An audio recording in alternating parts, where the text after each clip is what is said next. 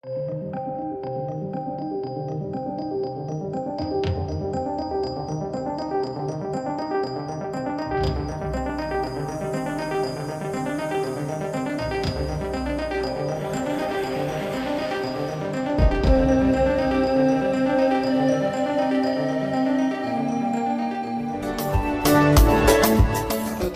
Bapak mengenai kunjungan Presiden Indonesia, Bapak Insinyur Joko Widodo ke Papua pada 30 Agustus 2022.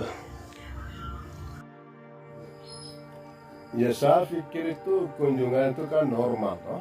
Normal itu sebagai presiden bisa mengunjungi setiap provinsi dan sebagai bagian dari wilayah Indonesia. Tapi persoalan saya tadi pertanyaannya bagaimana tanggapan saya. Jadi persoalan saya di sini adalah mengapa itu Presiden Indonesia Insinyur Joko Widodo mengunjungi rakyat Indonesia yang ada di Papua itu pada malam hari. Ini juga pertanyaan saya. Itu kalau beliau itu memang presiden mengunjungi rakyat itu harus pada pagi hari, siang atau sore hari supaya rakyat ini menyambut presiden mereka. Tapi kunjungannya malam hari. Dalam warisan peradaban nilai hidup orang asli Papua atau bangsa Papua, bangsa Malaysia, budaya kita di sini, kalau ada kunjungan keluarga itu harus pagi, siang atau sore di tempat yang terang, bukan malam, ya. Kalau kita budaya bangsa Papua orang Malaysia ini, kalau orang datang malam hari, itu kita kategorikan pencuri, perampok, pembunuh atau maling dan patut dicurigai orangnya. Saya pikir wajarlah kalau presidennya Indonesia kunjungi malam-malam itu wajarlah, karena Indonesia ini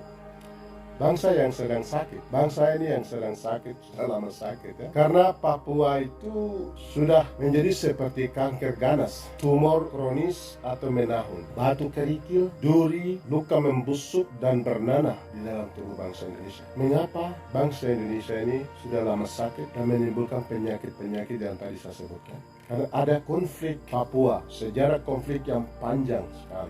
Itu konflik terlama dan terpanjang di planet ini, di bumi ini. Karena Indonesia menerapkan sistem di Papua itu bernafaskan rasisme, fasisme, kolonialisme, imperialisme, kapitalisme, militerisme yang menyebabkan pelanggaran berat HAM selama 61 tahun sejak tanggal 19 Desember 1961, sejak keluarnya maklumat Tripoli. Dan itu menimbulkan tragedi kemanusiaan, genosida, marginalisasi, penderitaan yang panjang yang terjadi secara sistematis, terstruktur, terprogram, masif, meluas dan kolektif. Dan di sini ada ketidakadilan juga. Ini persoalannya. Presiden harus menyelesaikan persoalan ini. Indonesia harus membereskan masalah ini. Jadi bukan datang malam-malam seperti pencuri, seperti perampok, ya, seperti pembunuh, seperti penjahat. Jadi solusinya itu harus ada, ya. Solusinya itu pemerintah Indonesia mengundang komisioner PBB berkunjung ke Papua sesuai dengan desakan 80 negara, termasuk desakan negara-negara Uni Eropa. 2, mengizinkan wartawan asing dan diplomat asing datang ke Papua. Dan yang ketiga itu membuka ruang perundingan damai antara pemerintah Indonesia dan pemerintah sementara bangsa Papua atau UMWP di bawah pimpinan Tuan Benny Wenda. Dan untuk menyelesaikan masalah Papua itu solusinya. Solusi bukan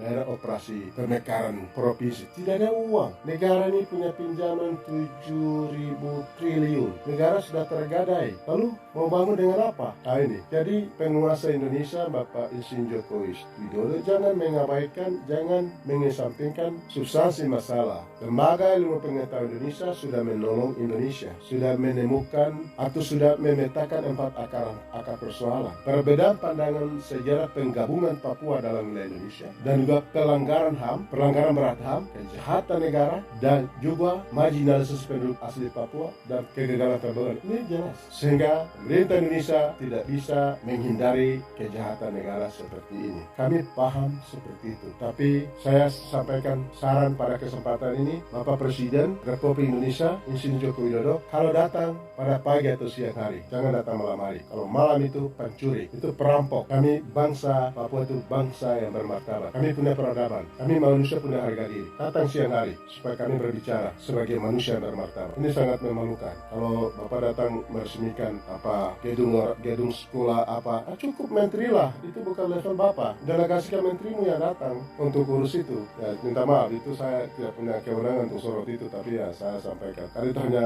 bermain-main dengan persoalan yang ada substansi masalah di Papua. Ya barangkali itu komentar saya. Terima kasih.